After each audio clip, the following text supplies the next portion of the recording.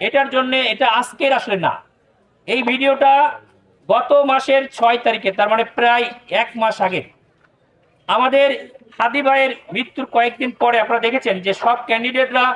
তারা security purpose তাদের গান ম্যান নিয়েছিল, তাদের সিকিউরিটি পারপাস লোক নিয়েছিল, আমরা সেই জন্যই নিয়েছি। কিন্তু সেখানে ঢোকার সময় আমাকে যখন বলা হলো এই কারণে, এবং হাদি ভাইয়ের মৃত্যুর অল্প দিনের পরেই যেহেতু ঘটনা ছিল,